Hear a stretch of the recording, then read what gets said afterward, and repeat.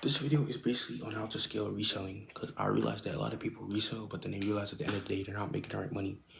You need to track your profit. If you sell something for $100, make sure you know exactly how much profit you're making, and then use the profit to reinvest and keep track of your funds.